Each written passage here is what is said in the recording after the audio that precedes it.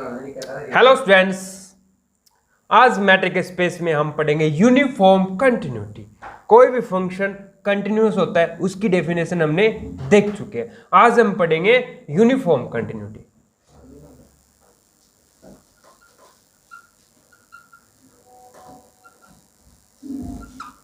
Uniform continuity क्या होती है?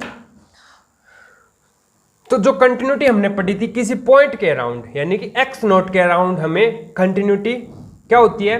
कोई भी फंक्शन दो मैट्रिक स्पेस रखिए एक्स और वाई, तो कोई भी फंक्शन एक्स से वाई में is called continuous at x note if d of x naught is less than delta. It implies d of f of x naught is less than epsilon. तो ये वाली तो हमारी थी कंटिन्यूटी की definition.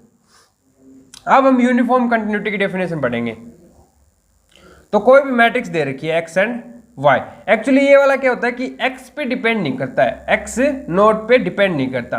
ये पूरे आर में आप पूरे मैट्रिक स्पेस यानी कि एक्स में कहीं पर भी आप दो पॉइंट उठा लो, उनके बीच में डिफरेंस देखना होता है हमें। तो देखो यूनिफॉर्म कंटिन्यूटी का मतलब क्या होता है? Let X D and y d dash are two metric spaces.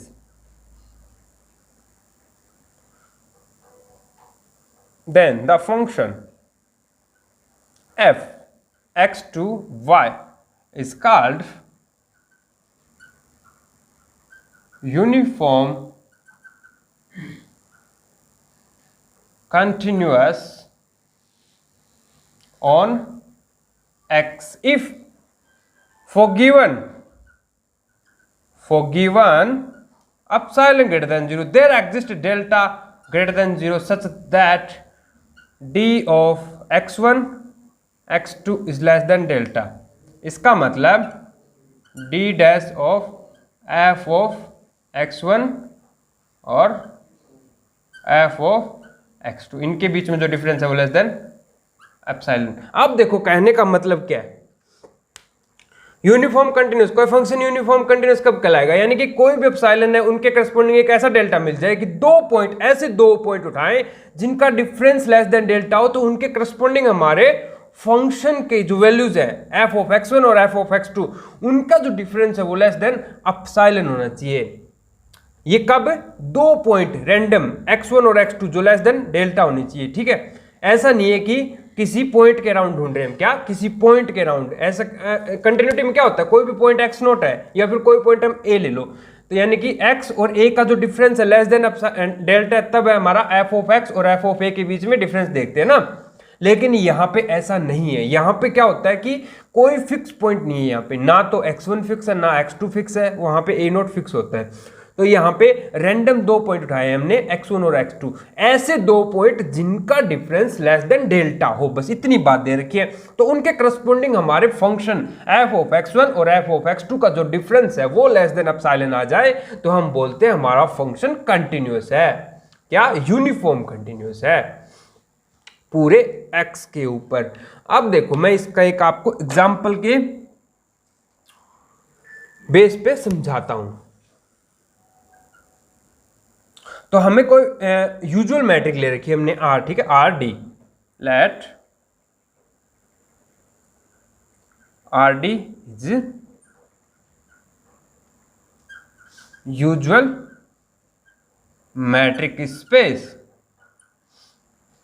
और हमारे पास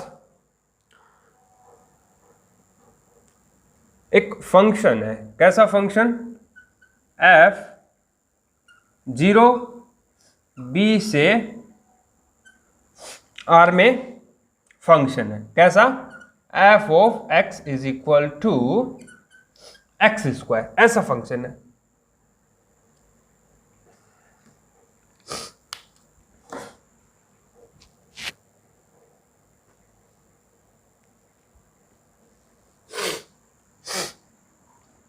तो अब हम क्या करेंगे? इसकी यूनिफॉर्म कंटिन्यूटी की कंडीशन चेक करेंगे।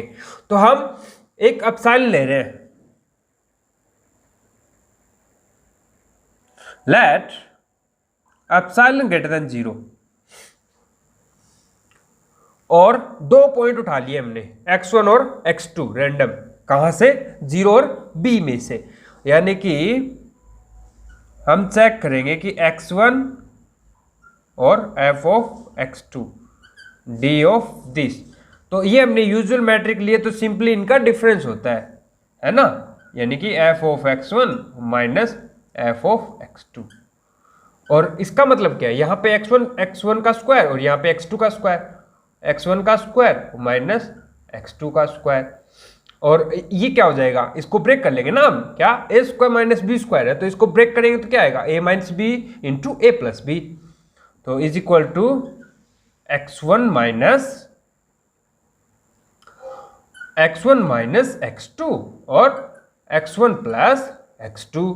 और ये क्या होता है? लेस देन इक्वल टू, इसका हम क्या कर देंगे? मोड वाला फॉर्मूला यूज करेंगे, यानी कि x1 और प्लस x2 और इनटू में मोड x1 माइनस x2।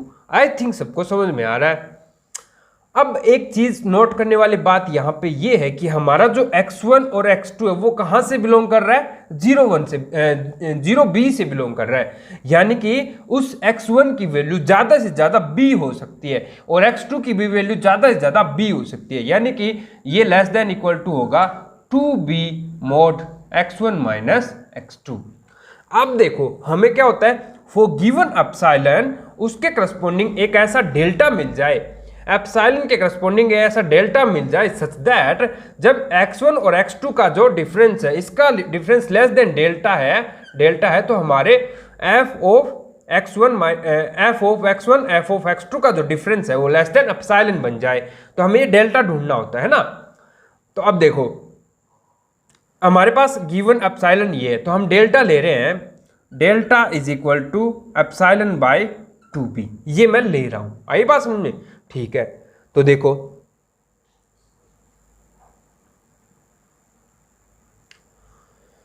अगर मैं डेल्टा की वैल्यू ये ले रहा हूं, put delta is equal to this, then x1 minus x2 को मैं ले रहा हूं लेस देन डेल्टा।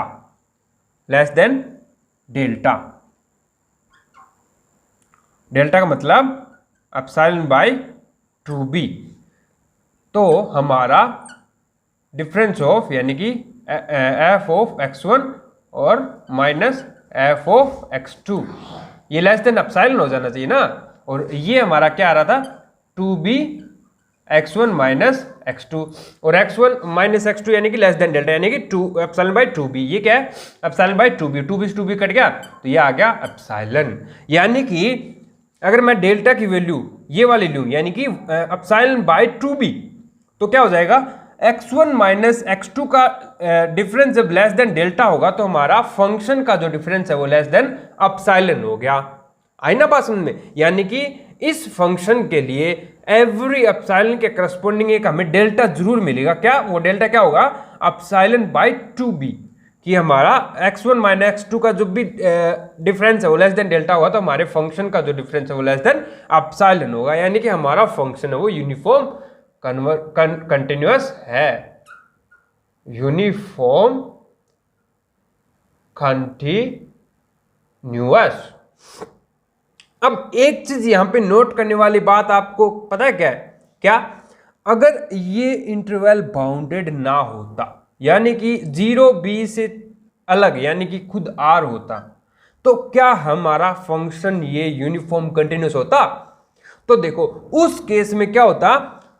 ये 2b डिवाइड नहीं कर पाते हैं। क्या समझे?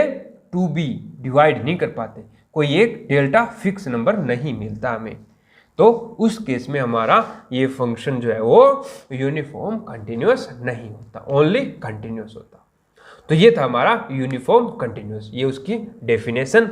और इसके बेस पे मैं आपको कुछ और प्रॉपर्टी जरूर करवाऊंगा जिससे आप ये डेफिनेशन छोड़ के उससे डायरेक्ट आप पता कर पाओ कि हमारा फंक्शन जो है वो यूनिफॉर्म कंटिन्यूअस है या नहीं। तो आज के लिए यही, और प्रैक्टिस कीजिए, घर पे रहिए, सेफ रहिए। Thank you.